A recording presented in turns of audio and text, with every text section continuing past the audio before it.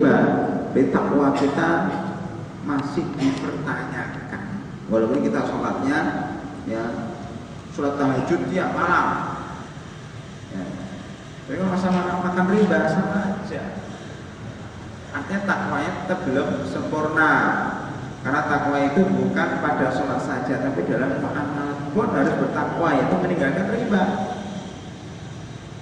Nah, makanya kalau khotbah Jumat sering mengingatkan kita, malah kita tingkatkan takwa kita kepada Allah Subhanahu Wa Taala, itu artinya marilah kita tinggalkan riba. Riba itu akan diperangi oleh Allah Subhanahu Wa Taala, akan diperangi oleh Allah dan Rasulnya. Ya. Ini mukadimah pembahasan kita bunga KPR. Ya. Kemudian setelah itu kita sebutkan di sini bahwa biasanya zaman sekarang ini adalah zaman kredit. Ya.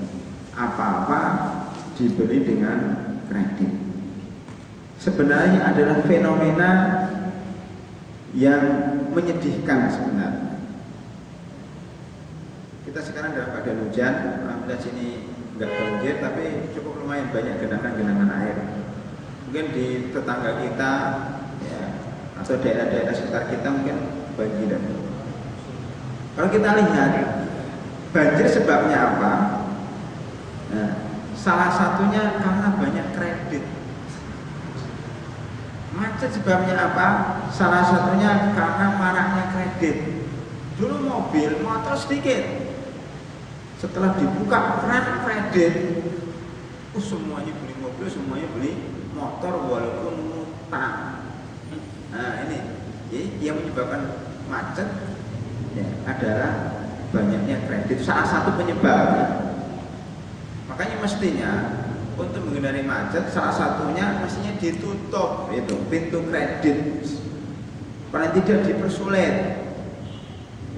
Karena kita di dalam Islam ini diperintahkan untuk berdoa, ya, agar kita dihindari dari utang yang melilit.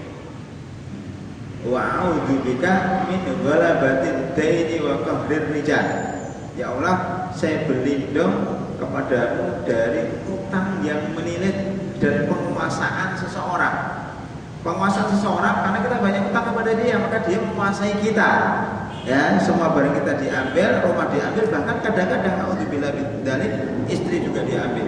Itu terjadi di masyarakat kita karena utang, maka bayaran adalah istri. Naudzubillah bidzalik. Ini gara-gara apa? Dibukanya kredit. Ya.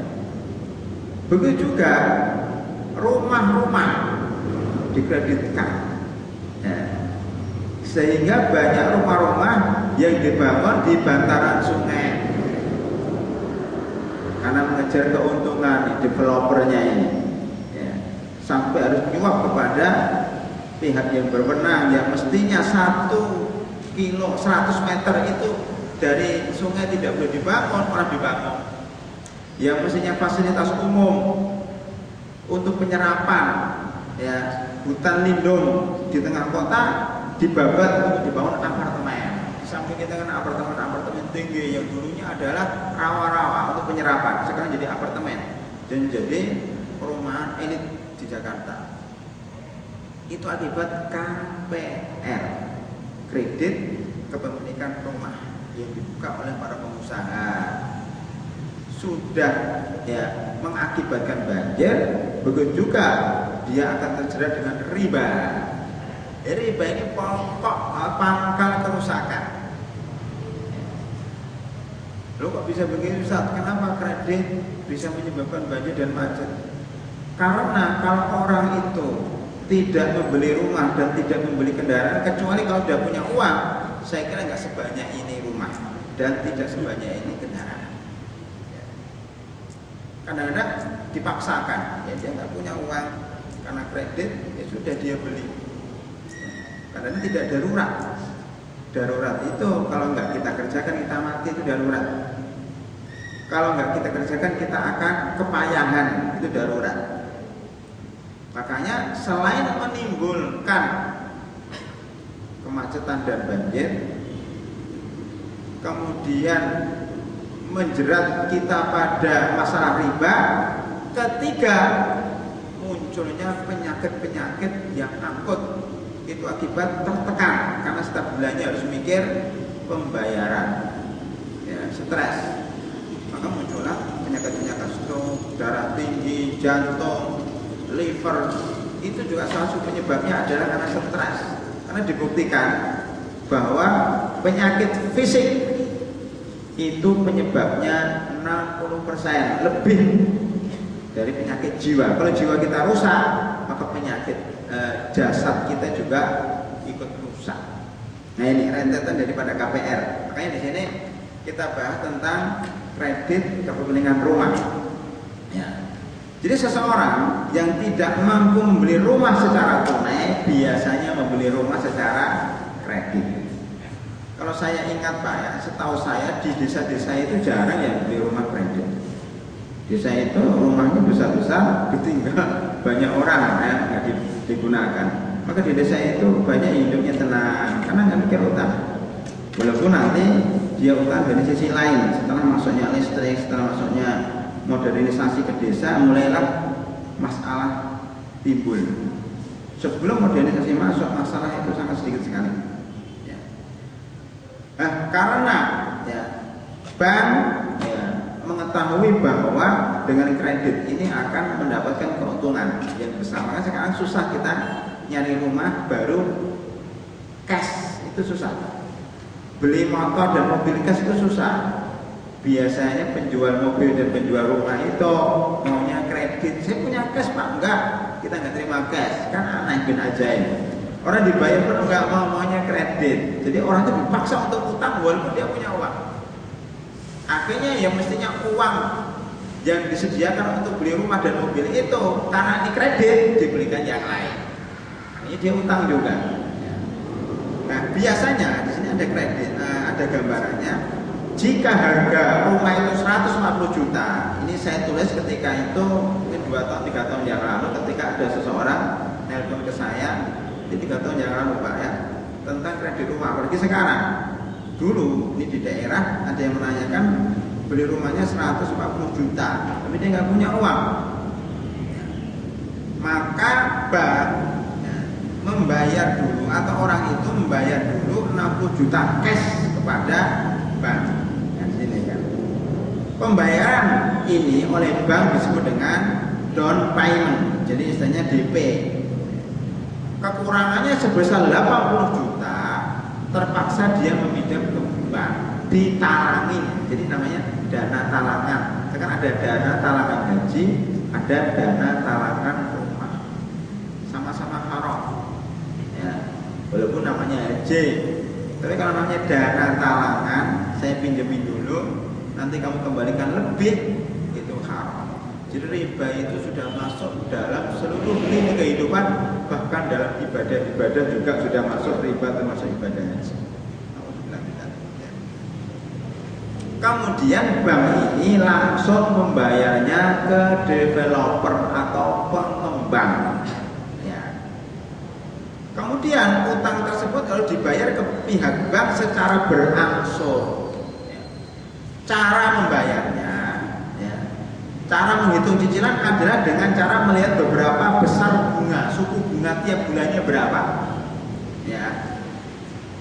Kemudian ditambah dengan bunga sekian persen. Jadi cicilannya itu dilihat dari suku bunga atau dilihat dari perkembangan bunga yang pada bulan itu ditambah bunganya. Kemudian bulan depannya begitu juga seterusnya. Setiap ada sisa utang langsung ditambah bunga sekian persen. Dan begitu seterusnya sampai lunas. Makanya umpamanya dia harus membayar 80 juta selama 15 tahun. Maka setelah dihitung setiap bulannya dia harus membayar 1 juta. 1 juta kali 15 tahun berapa? Sehingga kalau dikalkulasikan berarti dia harus membayar ke bank sebanyak 180 juta. Dari 140 juta menjadi 180 juta. Berarti dia telah menambah 40 juta bunga. Ya, bunga kepada bank tersebut yang mestinya harganya 140 juta kemudian berubah jadi 180 juta. Berarti bank untung 80 juta ditambah untung penjualan rumah. Ya. Kalau dia menjual cash saja sudah untung, makanya 150 juta. Kalau sekarang rumah 150 juta nggak ada, ini 4 tahun yang lalu. Kalau sekarang rata rumah 200 ke atas, ya.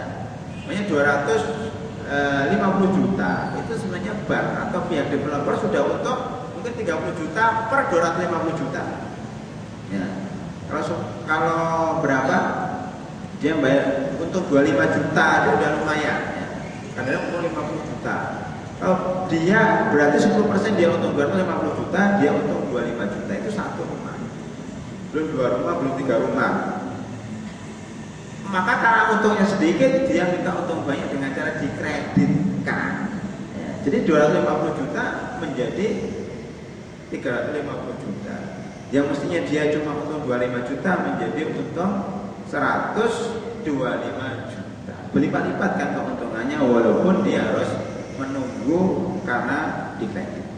Ya.